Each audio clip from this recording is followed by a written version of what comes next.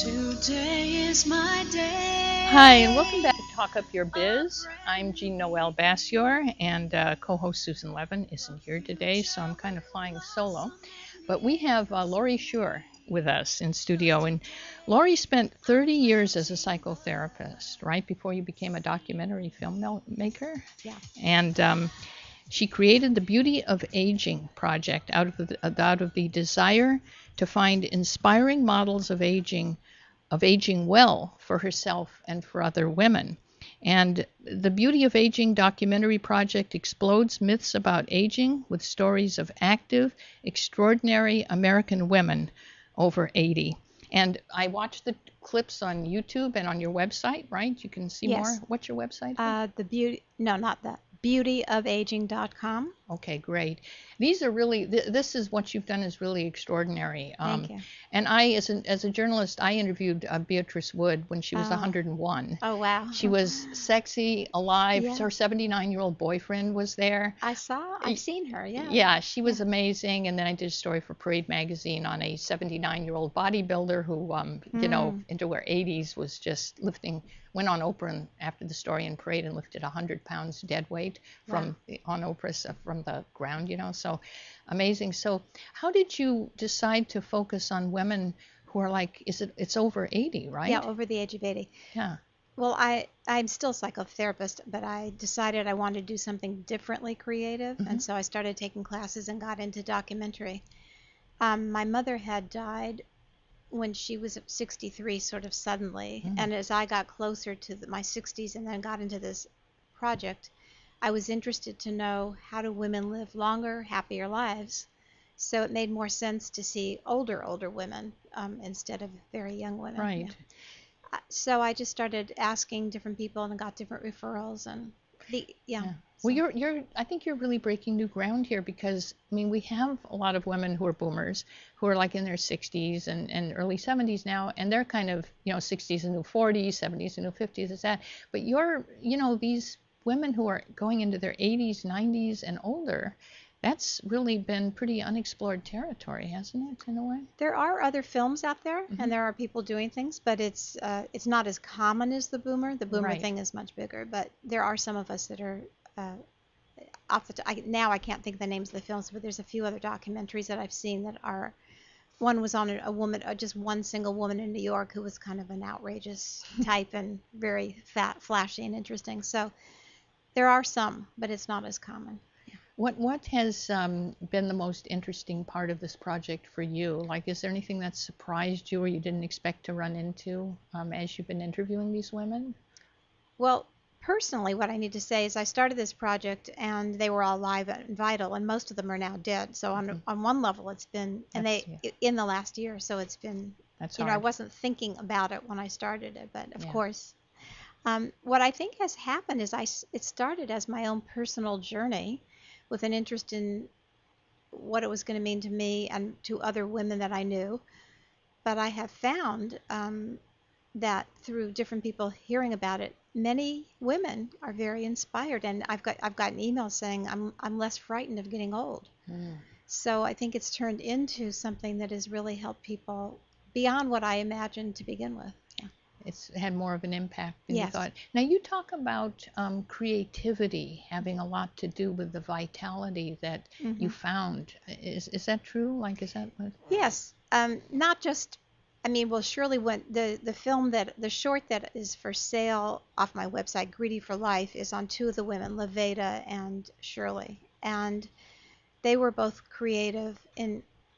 Shirley wrote poetry, all kinds of creative endeavors, but not always just creative thinking, besides the arts and that kind of thing, but creatively came to their lives in ways that were not stuck and shut down, and looked at things in a way that was expansive, always open to new things, friends of all ages, kind of that. And you start out with showing them with an exercise video. They're like, one of them's in a workout kind of on the trailer on.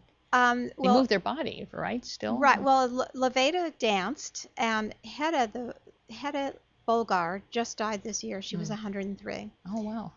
And she was a psychoanalyst here locally in Los Angeles. She worked up until the week before she died. Really? Up till 103? Yeah. At age 98, she felt she was getting very frail, and she started working out with a trainer. Oh. So everybody out there, it's never too late to start something. She did not become it's not that she became a bodybuilder or something, but she just decided she needed to do something. And so on my website, beautyofaging.com, and you go to the HEDA tab, there's a free 6-minute film on HEDA, and it does show her working out with her trainer. Wow. Well, tell us about these two women quickly that you feature in the film. So there's Laveda, right? Laveda Campbell was a practitioner and a minister at Agape Spiritual Center in Culver City. She, by vocation, was a hairdresser, and there's footage in the film of her doing hair. And then she was a minister. She was one of the most kind of lively, vital. Everybody who watches her is like turned on, basically. She's 82, right, in the film? Is that? Yeah, she started out at age 82. She died at age 88. But, you know, she says in the film, you're never too old to have sex. And that, like, really gets people like, really, I want to see that. I know. She talks about walking upstairs in front of her husband and how she has to kind of look over her shoulder. Yeah. Right. So she just had a lot of vitality, and she was a great lady. The other woman, Shirley Windward, is the co-founder of the Windward School here in Los Angeles. Shirley was also an amazing woman. She was a wonderful educator. She is she died, very creative. She wrote books and poetry, and in this film, she's also, you see her doing her sculpture work at a ceramics class. Yeah. She was 97, right, in the film, I think? No, she was 90. She died at 93, and she started 7 years before. Oh, that's that. right. Yeah, she was, I think, 88 or something. Yeah, something like that. Yeah. And Laveda and Shirley died within a month of each other, so it was kind of bizarre. Yeah, at any rate. Well, it's tough because in a book I did on early television, I interviewed all these guys from ABC who were getting into their 80s and, you know, mid 80s when I was interviewing them, and a lot of the cast and crew and stars of the show died also as I was completing the book, and some of them never saw it. Some of them who were, you know, the key figures in the book. One of them, the star of the show, died 2 weeks before the book, was published. So, well, these two women both they didn't see it. I mean, they saw the film, but they both had the film played at their memorial. Oh, that's good. So that was cool. I do want to say to people that I just recently started a blog, but one aspect of the blog is, in my mind, to make it a community blog.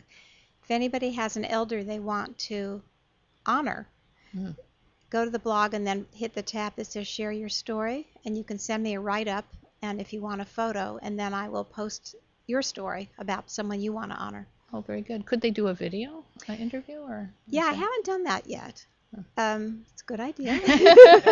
Just because I've thought of doing that of my aunt, who's, I have an aunt and uncle who are 93 and 95 and living on their own. She's still driving. And cool. I've often thought of taking a video, I think I know it's possible. I just haven't done it yet because it's pretty new, but there is a way to do it. Yeah, I'm sure there is. Yeah. So, but how did this impact you personally? Was there anything that surprised you that you found these women were doing that you didn't expect to hear? Or well, actually, it wasn't even let me back up. It wasn't even just so much the women. I assumed, like many people, that we're doomed by our genetics. Really? And we're not. What they are finding is that for centenarians, anyone who lives to be 100 or older, there does seem to be a genetic component.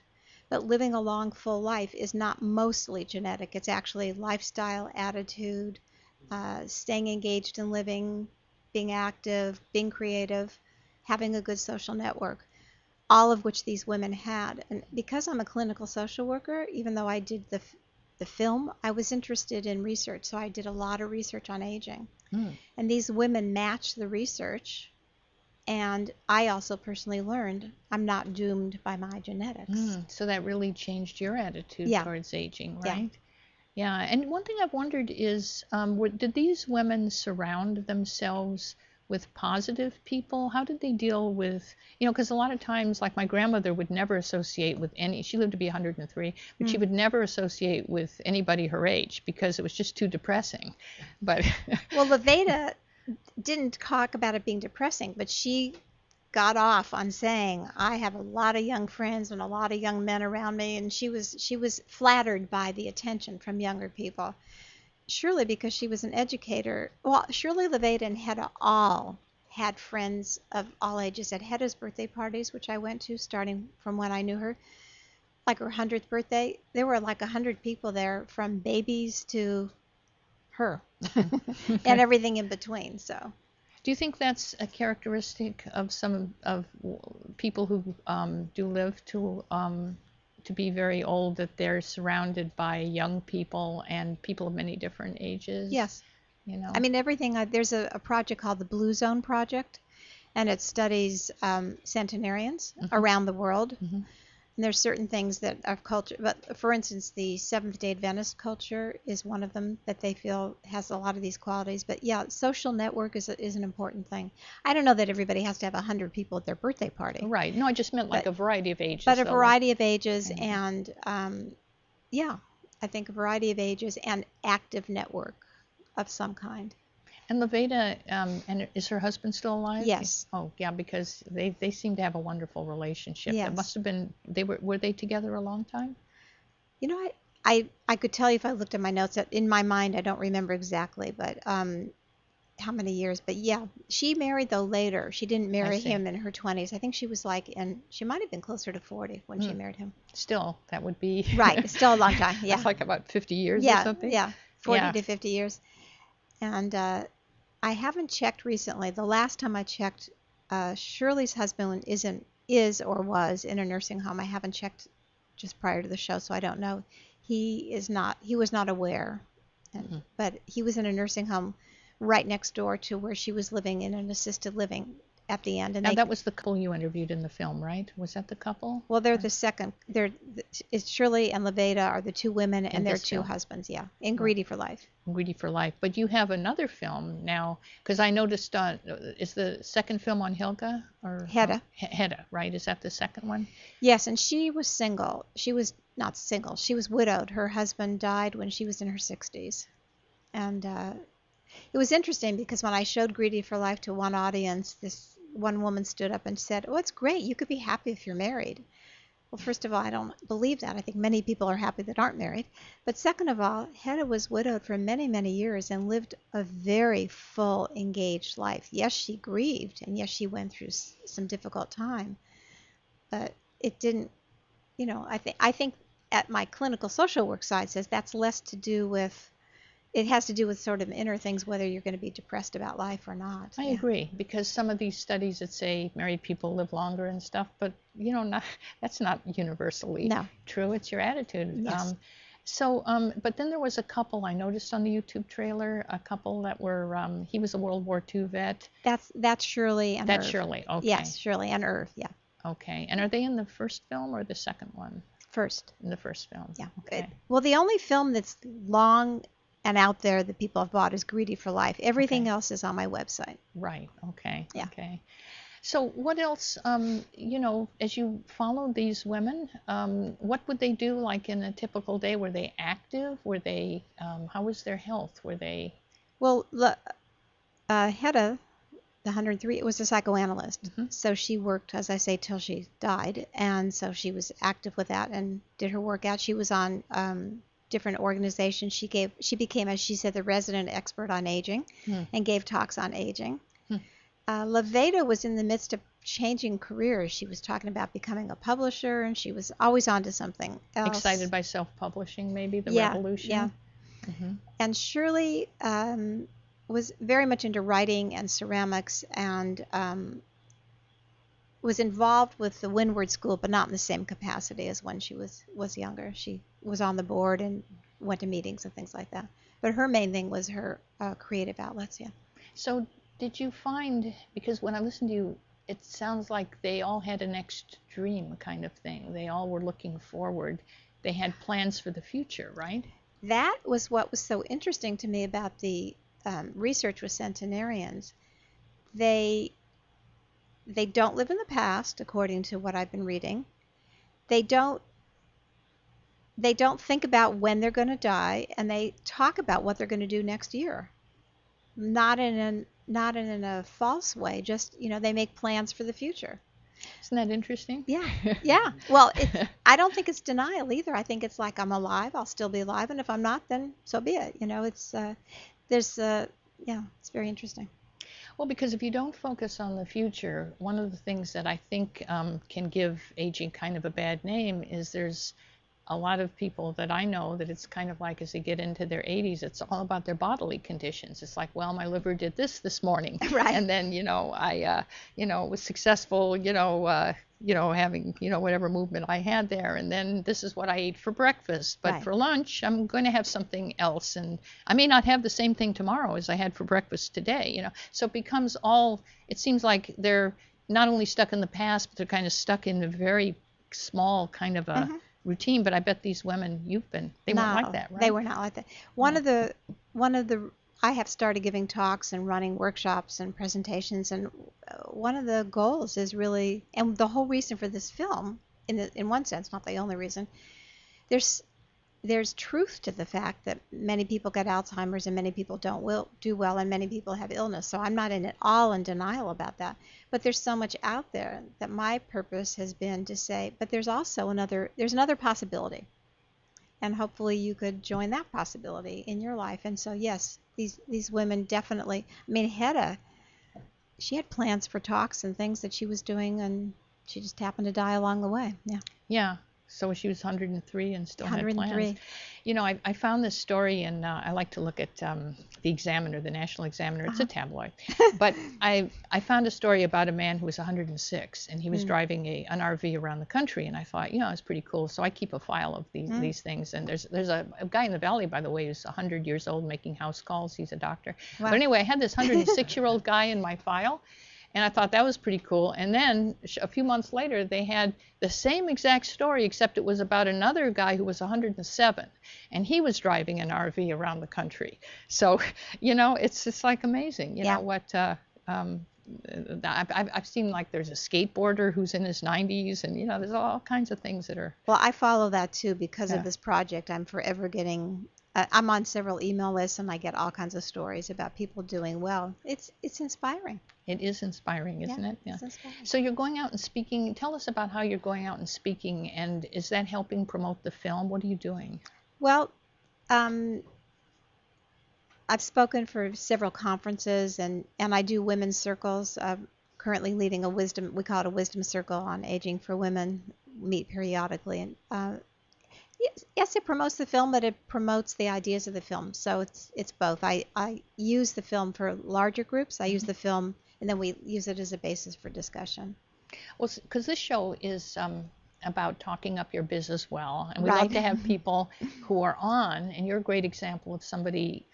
We love to have people who are actually doing this. And so how do you find the groups to speak for? Like, what have you been doing to? Well, some people find me, and I find some people. It's been both, but there's several aging organizations. There's the Positive Aging Conference, and there's the American Society on Aging. So I did proposals and spoke at their groups. So you reached out to them, I reached right? out to them. Yeah. Mount St. Mary's somehow found me, and I honestly don't remember how. So I'd spoken a couple of their classes,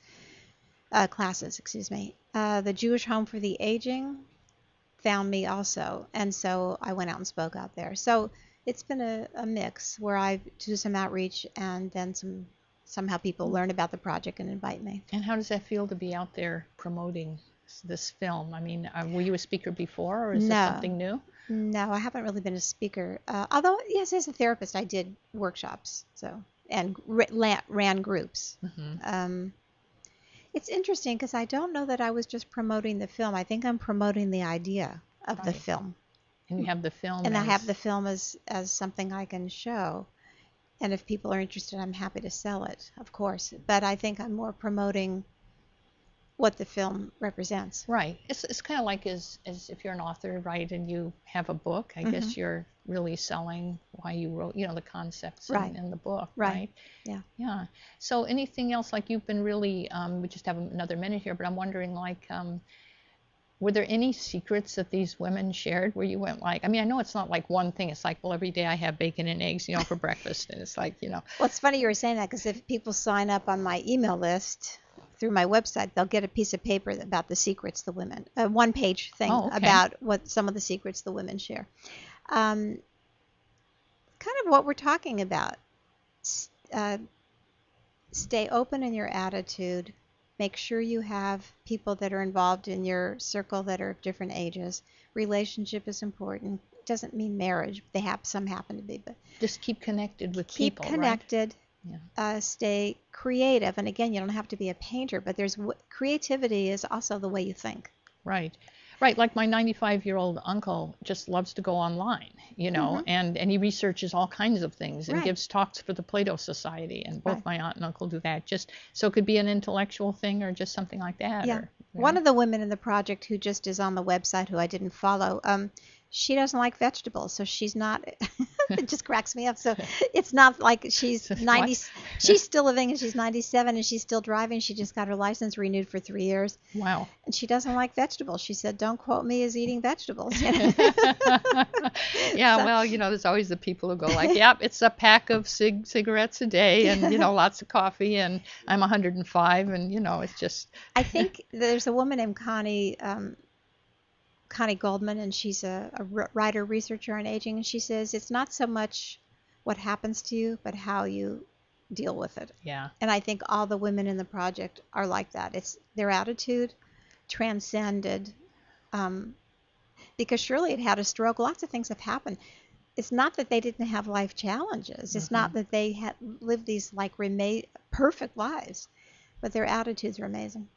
Right. It's kind of like how they handled stress, how they dealt with positive. We all have positive and negative stress, but how they dealt with it, right? Right. So tell us again how people can contact you.